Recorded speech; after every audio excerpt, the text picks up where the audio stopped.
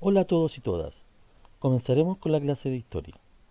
Primero, algunas indicaciones para trabajar la presentación. Leer atentamente la información sobre la crisis y cambios del siglo XIV, o sea, a fines de la Edad Media. Además, observa los videos de la presentación que son complementarios al tema de hoy. Escribe en tu cuaderno los títulos e ideas principales que se encuentren ennegrecidas o destacadas, ya sea en color rojo o negro. La actividad 1 responde de forma personal y reflexiva. La actividad 2 respóndela en tu cuaderno, anotando las preguntas y sus respuestas. También los invito a que puedan enviar sus respuestas al correo del curso para poder realizar un acompañamiento y retroalimentación. El objetivo de hoy es reconocer las transformaciones ocurridas en Europa a partir del siglo XIV. Ahora los invito a observar el siguiente video, como introducción. Entre los siglos XI y XIV se produjeron en Europa transformaciones económicas y sociales que impactaron en el orden feudal. Hubo grandes cambios, resurgieron el comercio y las ciudades, y se fortaleció un nuevo grupo social, la burguesía urbana. Todo esto caracterizó a la Baja Edad Media a partir del siglo XI. En las ciudades, la burguesía dedicada al comercio y a la producción de artesanías fue conociendo e imponiendo otras realidades, culturas y formas de vida.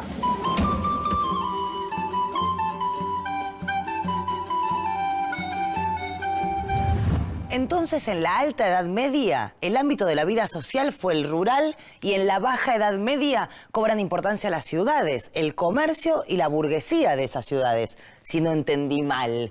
Pero me gustaría saber cómo fue cambiando la sociedad feudal a esta nueva sociedad.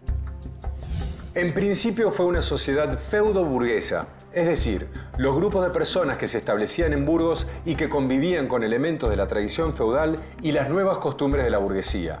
A partir del siglo XI, la sociedad feudal cambió definitivamente. Los molinos aparecieron en Europa en esta Baja Edad Media. Fue una de las grandes novedades de esta etapa. ¿Cuáles fueron otros cambios importantes de esta Baja Edad Media? Fue muy importante que se detuvieran las guerras, porque con el fin de las guerras se redujo la altísima mortalidad de los siglos anteriores, y esto, sumado al aumento de los nacimientos, produjo en el este de Europa un gran incremento de la población. También surgieron nuevas técnicas para el trabajo agrícola. El uso del molino, que vos comentabas, Ernestina, produjo un gran cambio porque aumentó la producción y también liberó mano de obra, que comenzó a dedicarse a otras actividades. Espere, profe, va muy rápido. Yo quiero saber qué pasó en el ámbito rural. ¿Cambió la vida de los campesinos? ¿Fue mejor que en tiempos anteriores al señorío? Los campesinos que se instalaron en nuevas tierras gozaron de mayores derechos y libertades que en los señoríos. Y los siervos, aunque no tuvieron libertad total, al menos pudieron disponer de sus bienes. Para transformar las nuevas tierras en aptas para el cultivo, se talaron árboles y se desecaron pantanos. Comenzó a usarse el arado con ruedas, que permitía remover la tierra a mayor profundidad, y el caballo reemplazó al buey como animal de tiro. Además, el sistema de siembra pasó de ser de rotación bienal a trienal. En el primero, mientras se cultivaba una parcela, en otra la tierra descansaba, para que no se agotara el suelo. Así solo se obtenía una cosecha al año. La rotación trienal consistía en dividir las tierras en 3 parcelas. Mientras una descansaba, otra se sembraba en primavera, por ejemplo, con lenteja, repollo, avena y cebada. Y la tercera en otoño, con otros cereales más propicios para el clima frío, como trigo o centeno. Y así obtenían una cosecha en invierno y otra en verano. Las nuevas técnicas agrícolas aumentaron la producción. Esta producción habrá abastecido a las ciudades. Pero ¿cómo empezó a cambiar el comercio que antes casi no se practicaba por la inseguridad en los caminos? La Baja Edad Media se caracterizó por el crecimiento masivo de las ciudades en Europa. Cuando la paz devolvió la seguridad, algunos lugares como los cruces de caminos, las viejas ciudades romanas, las abadías, los castillos feudales o los centros de peregrinación sirvieron como centro para que muchas personas fueran a intercambiar productos. Ah, y de ahí viene lo de burgueses. Eran los habitantes de los burgos. Así comenzó a darse una división del trabajo entre el campo y la ciudad. En los centros urbanos se producían bienes manufacturados y en el campo alimentos y materias primas.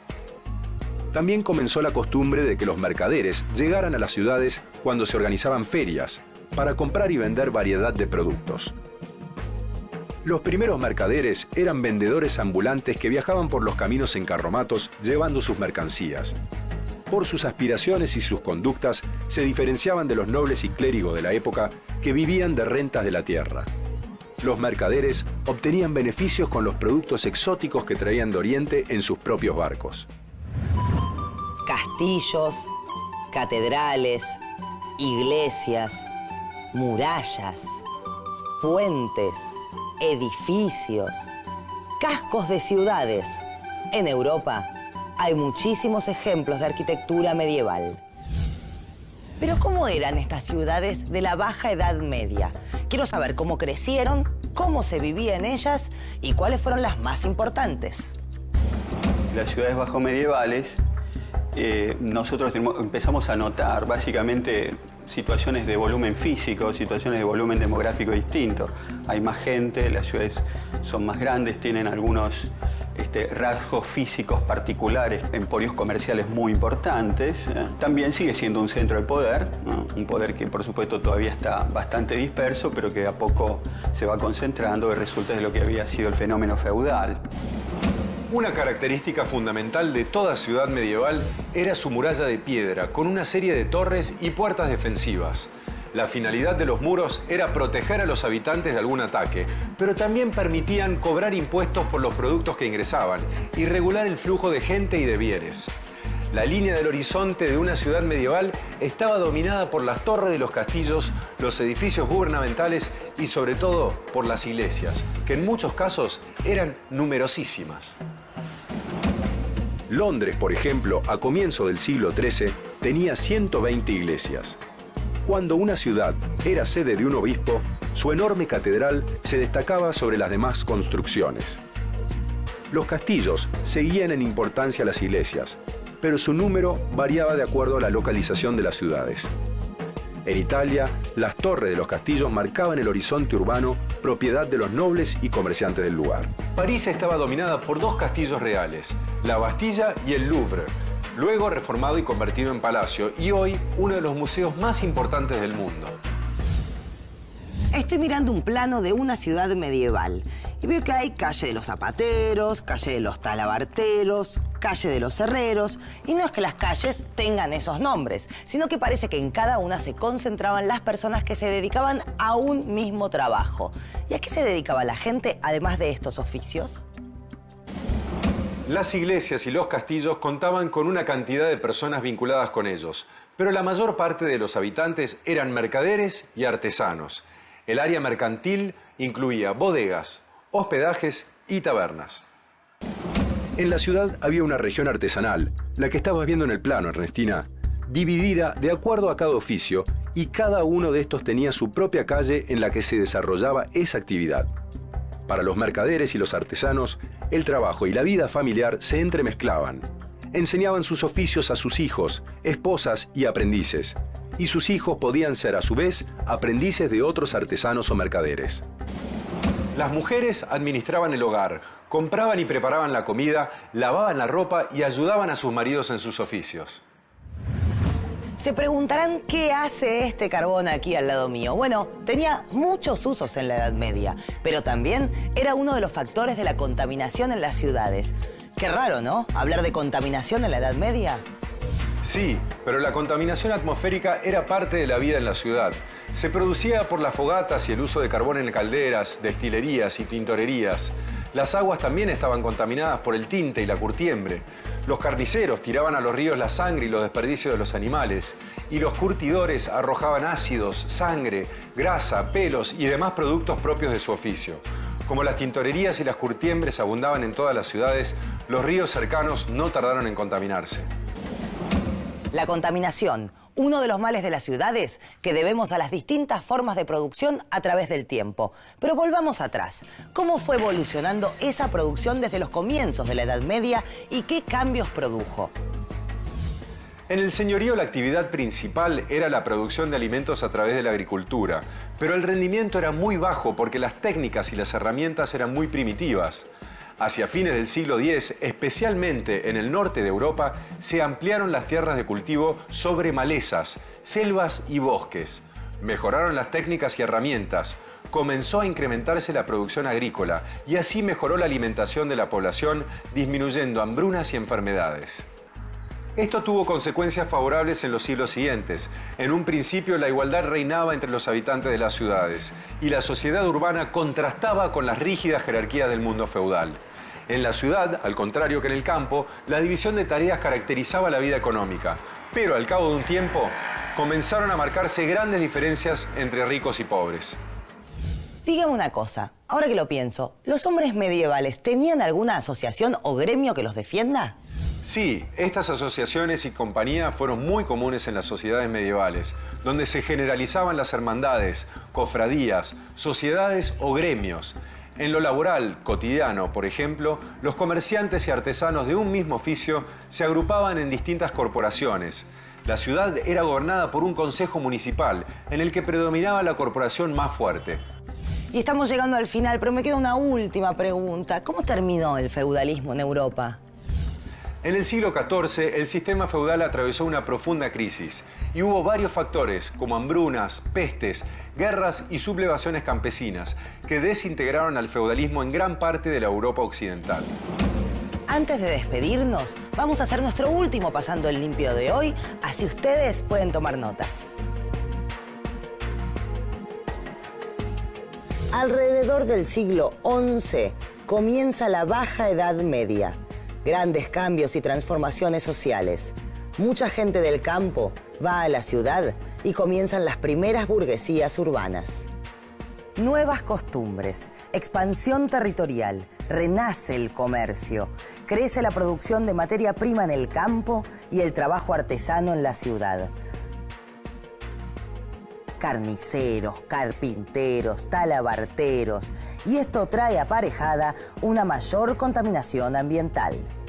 Mejoraron las técnicas y las herramientas. El mundo se preparaba para lo que vendría. El hambre y la peste.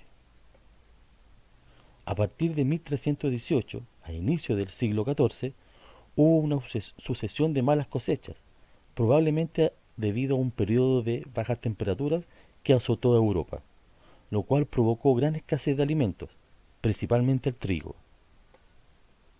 Fueron duros periodos de hambrunas que provocaron muchas muertes y debilitó a la población en general. Esta población fue azotada por una terrible epidemia, la llamada peste negra.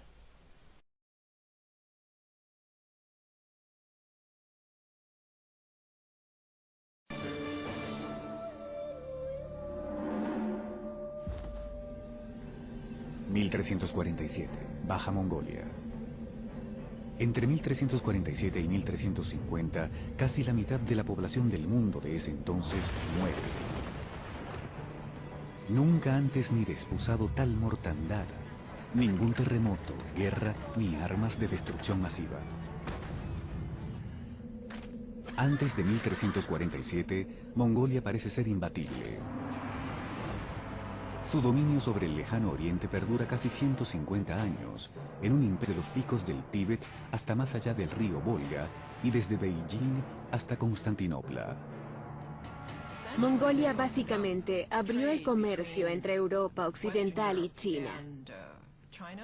La gente esencialmente podía seguir rutas que atravesaban el Asia Central. Siglo XIII, en particular la segunda mitad, fue una época de expansión del comercio europeo hacia el lejano oriente.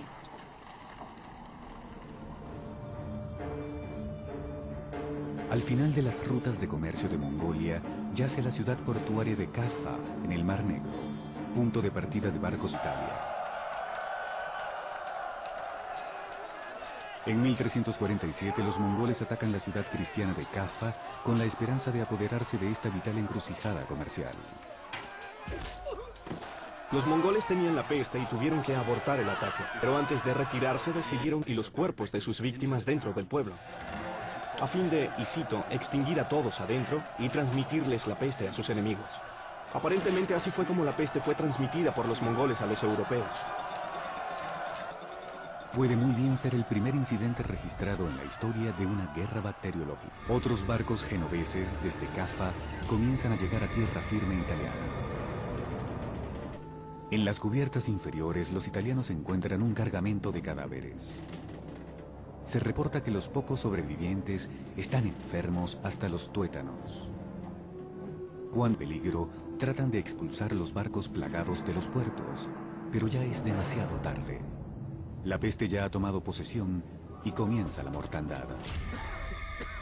Para empezar, era difícil diferenciar los síntomas iniciales de la peste negra de los síntomas gripe fuerte, como fiebre, escalofríos y temperatura alta. Luego venía una segunda etapa, el desarrollo e inflamación de bubones.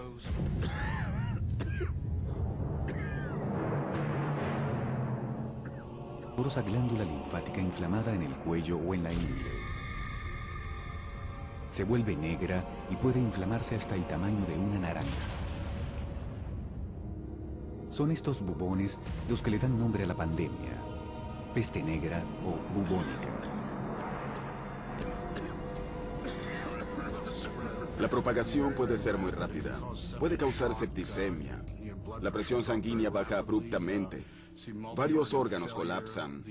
El sistema vascular puede volverse permeable, causando hemorragias. Los bubones en sí son muy dolorosos. Es una forma muy penosa de morir.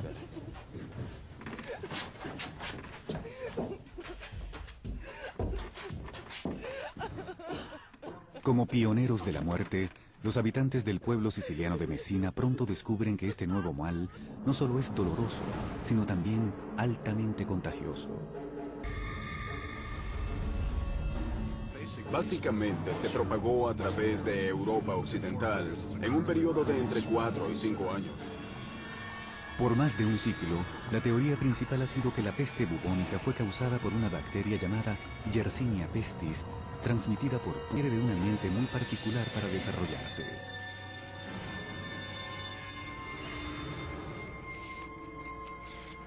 Y en muchas formas, la Europa medieval parece reunir las condiciones.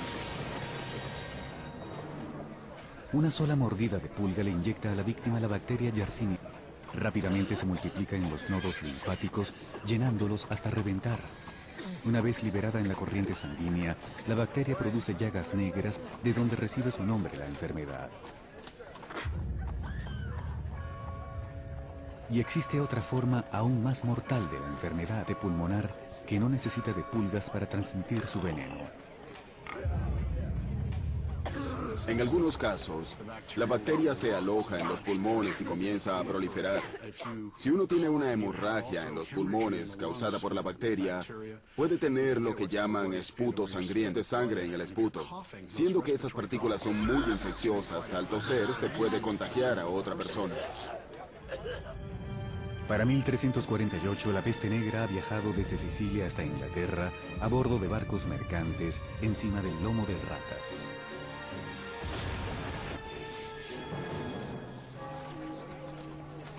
Ya ha cobrado la vida de millones.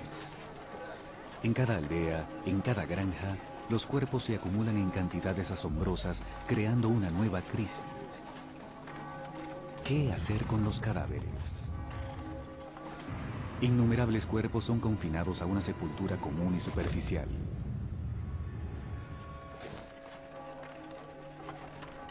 En muchos lugares se excavaban grandes fosas donde se apilaba la multitud de muertos. Y tan pronto se llenaban esas fosas, se cavaban. En el invierno de 1349, la peste avanza hacia el norte, hacia la península escandinava. Para cuando llega a Rusia, 2 años más tarde, la crisis en Francia ya ha pasado. La mitad de la población de Europa, la peste está llegando a su final.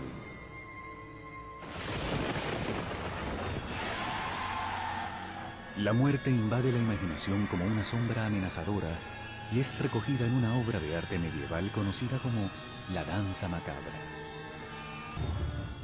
Con el tiempo, la revuelta social de los años posteriores a la peste, La actitud de cuestionamiento y el creciente individualismo conduce todo al florecimiento más grande de la cultura y del conocimiento en la historia europea.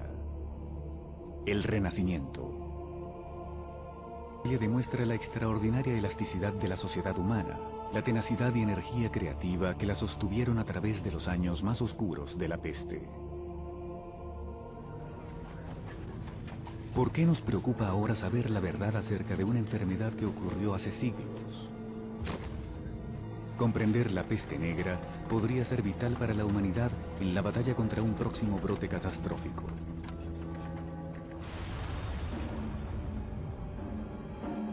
En Montpellier, Francia, una sepultura colectiva de 650 años de antigüedad le está brindando a la ciencia moderna el rastro una vez más. Un equipo contemporáneo de investigadores franceses exhuma los cuerpos de víctimas de la peste, aplicando un enfoque nuevo en una nueva frontera científica. Los investigadores buscan un tesoro biológico, los dientes de las víctimas de la peste. Como una caja fuerte, un diente encierra el ADN de los organismos que se desplazan por la corriente sanguínea al momento del deceso, incluyendo tal vez el propio agente de la muerte.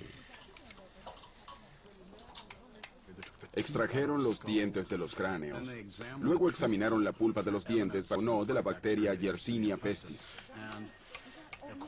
Y según los resultados, las muestras contenían la secuencia de ADN de la Yersinia pestis.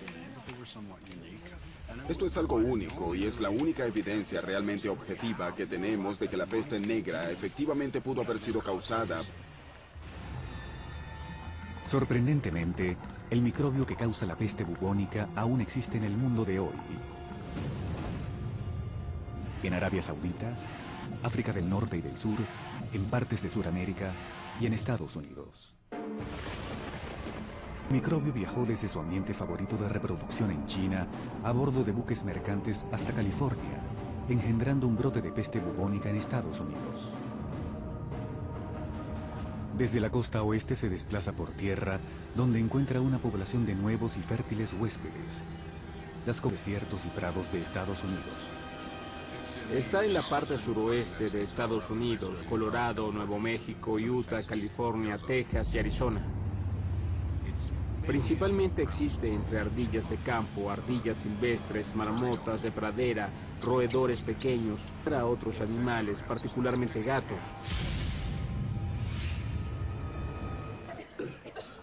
Ahora, la peste bubónica puede ser curada con antibióticos si el caso se identifica a tiempo. Lo que preocupa a los guardianes de epidemias son los asesinos microscópicos desconocidos, latentes, listas para emerger y propagarse entre las poblaciones modernas. Los microbios que viajan ahora pueden llegar más lejos y más rápido. Si pensamos en un periodo de viaje de 24 horas, nos percatamos de que cualquier virus aquí en esta sala en tan solo un lapso de incubación no tiene que transmitirlo a nadie ni pasar a través de una pulga, no tiene que hacer nada.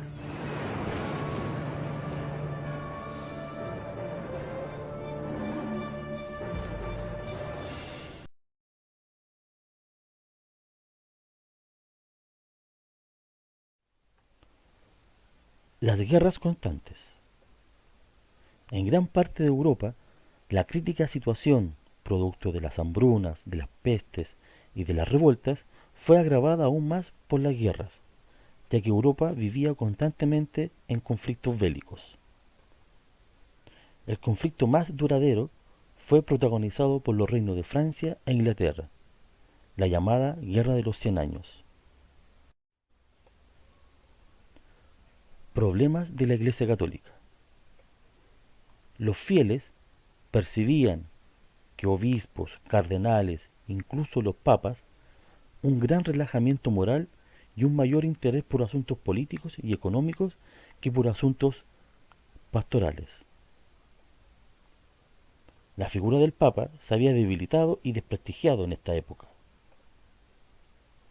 La división de la cristiandad, en que unos pueblos obedecían al papa de Aviñón y otros al papa que estaba en Roma, se ha denominado cisma o quiebra de Occidente. Esta situación se resolvió a comienzos del siglo XV con la elección del papa Martín V, quien volvió a residir en Roma. Observemos el siguiente video. El siglo XIII vio el nacimiento de las catedrales. El siglo XIV verá las universidades en los años que siguen a la muerte de Marco Polo. 1343, Pisa. 1347, Praga, Pavia, Cracovia, Viena, Erfurt, Heidelberg. Colonia, Bolonia en 1088. París, 1120. Son ya ancestros. Y Toulouse, Nápoles, Salamanca y Lisboa. Huyendo de Roma, los papas se instalan en Aviñón. Las cosechas son buenas. Pero la población de Europa va a triplicarse, a cuadriplicarse. Se acerca ahora a los 100 millones de habitantes. Es mucho.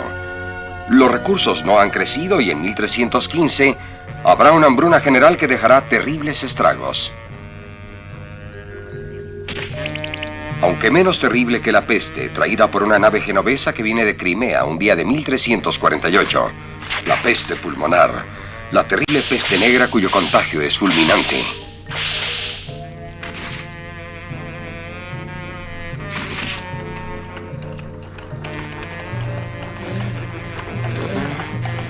¡La cólera de Dios recae sobre el mundo!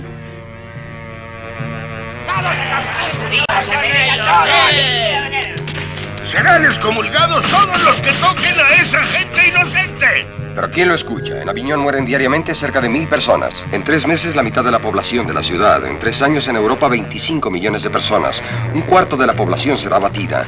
Indiferente, la guerra de los 100 años prosigue con sus estragos. Crecy, donde la impetuosa caballería francesa de Felipe de Valois prepara sus tropas para arrojarse al asalto y terminará despreciado por hacerse vapulear por la infantería adversaria.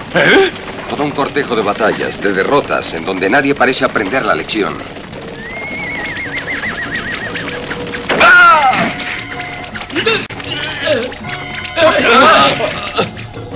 ...1356... Poitiers... Reedición exacta de Crecy. Y resulta que hay 2 papas, Urbano VI en Roma y Clemente VII en Aviñón. Únicamente intercambian gentilezas. Francia, Castilla, Aragón, Nápoles, Escocia serán para Clemente. Italia del Norte, Alemania, Inglaterra, los países escandinavos, Polonia, Hungría serán para Urbano. En Oxford, Wycliffe, sacerdote y teólogo, denuncia a estos papas que se disputan la tiara como 2 perros un hueso. Censura también el tráfico de cargas eclesiásticas. Será excomulgado el arzobispo de Canterbury. John Ball, el sacerdote que lo releva. Esta gente vestida con terciopelo tiene vino, especias y buen pan. Nosotros tenemos el centeno y la paja. Ellos tienen el ocio, las mansiones. Nosotros la pena y el trabajo. ¡Sí, sí! John Ball terminará en prisión. Pero en esta época no todo fue conflictos ni pestes, sino que también hubo un pequeño desarrollo cultural. Lejos de la oscuridad que a veces se le adjudica a este periodo, la educación, las ciencias y las artes tuvieron un importante rol en la sociedad medieval, uno que repercute hasta nuestros días. Por ejemplo, las universidades comienzan a aparecer en Europa a partir del siglo XI, y su rol principal fue la recuperación y el estudio de los antiguos conocimientos de la antigüedad, principalmente de griegos y romanos. También hubo avances en la arquitectura, por ejemplo el estilo románico, que se caracterizó por los grandes muros de piedra, uso de pilares, arco de medio punto y escasas ventanas. Más adelante aparece otro estilo, el gótico, con innovaciones técnicas que permitieron muros más delgados, el arco ojival, lo cual dio mayor altura, por ejemplo, las catedrales y las universidades. A continuación, un video complementario. A estas construcciones, así surgieron las grandes ciudades medievales. A los habitantes de estas nacientes ciudades se les llamaban burgueses, naciendo el término burgués. A estos centros acudían los campesinos a vender sus excedentes, cereales, frutas, carne, a la vez que compraban artículos de uso cotidiano elaborados por los artesanos, herramientas, cerámica, ropa. Se fueron creando nuevos barrios de artesanos y mercaderes que se agrupaban en gremios. Fue en estas ciudades donde nació el estilo gótico, una evolución del románico. Estas ciudades vieron el levantamiento de prodigiosas catedrales. Chartres, París, Colonia, León o Burgos se cuentan entre las obras arquitectónicas más extraordinarias que ha construido el hombre. También las ciudades vieron el nacer de las universidades, como las de Bolonia, Oxford, Cambridge, Salamanca o París. En ellas se aprendían las 7 artes liberales compuestas por el trivium, gramática, lógica y retórica, y el quadrivium, geometría, astronomía, aritmética y música. También podían cursarse estudios especializados como Derecho, Medicina, Teología y Filosofía. La filosofía dominante era la de Aristóteles, cuyos textos habían llegado a Europa a través de los centros de enseñanza árabes. La filosofía medieval, la escolástica, se proponía fundamentalmente sistematizar la concepción cristiana del mundo en términos aristotélicos. El representante más célebre de esta corriente fue Santo Tomás de Aquino. Catedrales majestuosas, universidades... Vaya, parece que la Edad Media no es esa época oscura que siempre nos han querido vender. Y todavía no hemos mencionado los monasterios. Los monasterios también fueron islas de civilización. De ellos no solo emanaba espiritualidad, cultura y cristianismo, también fueron los que introdujeron la roturación de los bosques, beneficiosos inventos como la buena cerveza o maravillosos remedios naturales. Pero los monasterios fueron fundamentalmente grandes escritorios donde se salvaron, copiaron y conservaron los manuscritos que hemos heredado de la antigüedad. Estas islas de civilización no eran lo común dentro de la sociedad medieval. La mayoría de la población era analfabeta. Aquí los juglares y trovadores jugaron un papel muy importante. Eran músicos y poetas que divulgaron oralmente las hazañas épicas de héroes. La Edad Media es la época de los grandes caballeros y los grandes cantares de gesta como el cantar de Mio Cid, la canción de Roldán, Beowulf o el cantar de los Nibelungos. Estos poetas también nos hablaron del amor cortés que expresaba el amor de forma noble, sincera y caballeresca. El mayor ejemplo lo encontramos en la historia artúrica de Tristán e Isolda. La poesía trovadoresca era sobre todo de temática amorosa, pero también podía centrarse en aspectos políticos, morales, religiosos, etc. Y para finalizar, desarrollemos la siguiente actividad. Primero, lee el texto, ¿ya? Revisa nuevamente tu presentación y los contenidos de clase anteriores y respondamos en tu cuaderno. Expliquen brevemente ejemplos en nuestra vida actual, siglo XXI, año 2020, de los siguientes elementos: crisis en la iglesia, epidemias, guerras. Nos vemos en la próxima clase y recuerda, quédate en tu casa.